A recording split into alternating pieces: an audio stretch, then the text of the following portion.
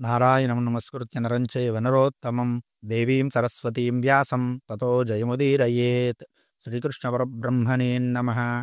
పరమాత్మ యొక్క పరమాద్భుతమైనటువంటి రూపాన్ని తన హృదయ ఫలకము మీద చిత్రించుకొని దాన్నే ధారణ చేసి నిత్యము ధ్యానము చేసేవాడి యొక్క సమస్తమైనటువంటి పూర్వజన్మ పాపకర్మలు పుణ్యకర్మలు అన్నీ కూడా నశించిపోయి అతడు ముక్తిని పొందుతాడు అని సుఖయోగీంద్రుడు పరీక్షిత్తుకు చెబితే, ఆ ముక్తి పొందేటువంటి విధానం ఏ విధంగా ఉంటుందయ్యా అని పరీక్షిత్తు సుఖయోగీంద్రుని అడిగితే, సుఖయోగీంద్రుడు చెబుతూ ఉన్నాడు, ఓ పరీక్షిన్ మహారాజా, ముక్తి అనేది 2 రకాలుగా ఉంటుంది. అది సద్యోముక్తి, క్రమముక్తి. సద్యోముక్తి తత్క్షణముక్తి అంటారు దీనిని.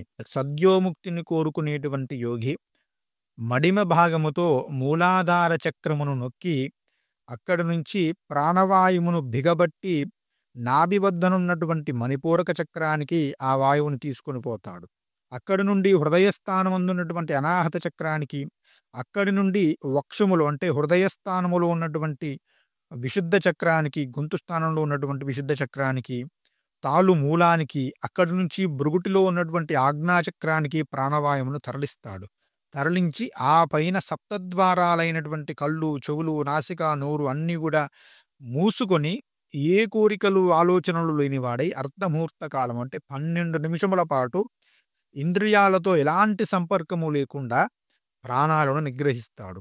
ఆ సమయంలో ఆ ప్రాణవాయువు అనేది బ్రహ్మరంధ్రాన్ని భేదించుకొని బయటికి వెళ్తుంది. అది సద్యోముక్తి అంటారు. ఈ ముక్తి ద్వారా పరమాత్మను చేరుకోవడం జరుగుతుంది. అంటే సంపూర్ణంగా ధ్యానములో సిద్ధి పొందినటువంటి వ్యక్తి, పరిపూర్ణంగా తన యొక్క ప్రాణవాయువు మీద పట్టు సాధించిన వ్యక్తి ఈ విధంగా వాయువును పైకి తీసుకొచ్చి బ్రహ్మరంధ్రమును భేదించి ముక్తిని పొందుతాడు అని, దీనిని సద్యోముక్తి అంటారు అని. తాను ఎప్పుడు ముక్తి పొందాలనుకుంటే అప్పుడే పొందుతాడు. దానికి కాలము ఉండదు, ఇంకోటి ఏమీ ఉండదు. రెండవది క్రమముక్తి, క్రమంగా ముక్తి పొందేటువంటి విధానం. ఇది ఎలా ఉంటుందంటే, దేహాన్ని విడిచేటువంటి సమయంలో ఇంద్రియాలతోటి సంఘాన్ని విడవలేము. మనలాంటి వాళ్ళు అనమాట. ఇంద్రియాలతో సంఘాన్ని విడవలేము అనమాట. మనకు ఆ ప్రాణాలు పోతుంటే అనేకమైనటువంటి బాధ వస్తుంది. అప్పుడు ఇంద్రియాలతో సహా గుణములతో కూడి ఉన్నటువంటి బ్రహ్మాండములో బ్రహ్మలోకం చేరతాడు. కాబట్టి ఇంద్రియాలతో సహా బ్రహ్మలోకాన్ని చేరుతాడు. ఎందుకంటే భక్తిగా భగవంతుని ధ్యానించాం కాబట్టి బ్రహ్మలోకాన్ని చేరుతాము.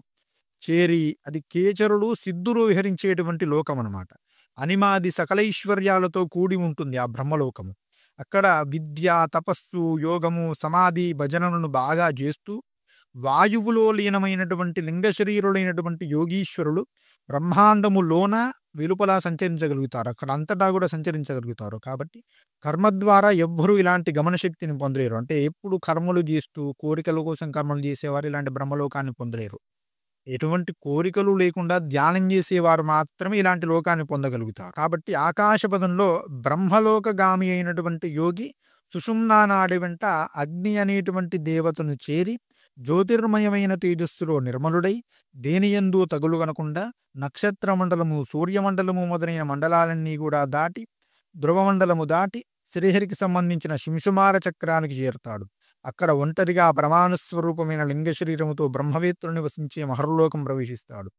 మహాకల్పకాలం అక్కడ వినోదిస్తూ కల్పాంతంలో అనంతుని ముఖజ్వాలలో దహించుకొనిపోయే త్రిలోకాలను తిలకిస్తూ ఆ వేడిని భరించలేక బ్రహ్మలోకంలో ప్రవేశిస్తాడు అని చెబుతున్నాడు. అంటే బ్రహ్మలోకానికి ఏ విధంగా వెళ్తాడు యోగి అయినవాడు, కర్మలలో ఉన్నటువంటి యోగి ఏ విధంగా వెళ్తాడు అంటే సుషుమ్నా నాడి వెంట అగ్నిదేవతను చేరుతాడు. అగ్ని ద్వారా శరీరము దహనమైన తరువాత జ్యోతిర్మయమైన తేజస్సులో నిర్మలంగా ఉంటాడు.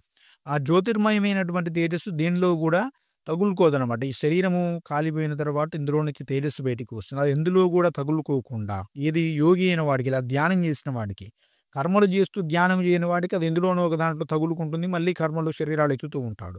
ధ్యానము చేసిన వాడికి, నిష్కామంగా ధ్యానం చేసిన వాడికి ఈ విధంగా దీనిలోనూ తగులుకొనకుండా అది నక్షత్ర మండలంలోకి వెళ్తుందట. ఆ తర్వాత సూర్యమండలము, ఆ తర్వాత అనేకమైనటువంటి మండలాలను దాటి ధ్రువమండలంలోకి వెళ్తుంది. అప్పుడు శ్రీహరికి సంబంధించిన శింశుమార చక్రము, దీని వివరణ అనేది మనకు ముందు వస్తుంది. అప్పుడు మనకు పూర్తిగా తెలుసుకుందాం. ఆ శింశుమార చక్రాన్ని చేరతాడు. అక్కడ పరమాణు స్వరూపంలో అనేకమైనటువంటి సంవత్సరాలు జీవిస్తాడట. ఇది లింగ శరీరంలో మనం ఇక్కడ చెప్పుకున్నాం కదా! హృదయ స్థానంలో లింగ శరీరం ఉంటుందని మనం గత వీడియోలో తెలుసుకున్నాం గత భాగంలో. ఆ లింగ శరీరముతోటి ఇలా అనేకమైనటువంటి లోకాలను భేదించుకుంటూ వెళ్ళి ఆ శింశుమార చక్రంలో పరమాణు రూపంలో లింగ శరీరంతోటి అనేకమైనటువంటి భోగాలను అనుభవించి మహాకల్పాంత కాలంలో అనంతుడు మహాకల్పాంత కాలంలో మహాప్రళయ కాలంలో భగవానుని ముఖం నుంచి వచ్చేటువంటి అగ్నిజ్వాలలో సమస్త లోకాలు కూడా మాడి బూడిదైపోతాయి. దానిని చూస్తాడు.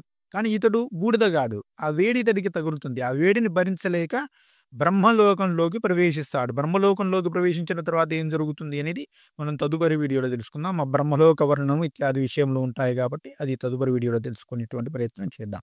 స్వస్తి ప్రజాభ్యః పరిపాలయంతాం న్యాయేన మార్గేణ మహీం మహీషాః గోబ్రాహ్మణేభ్యः శుభమస్తు నిత్యం లోకాः సమస్తాః సుఖినో భవంతు. స్వస్తి.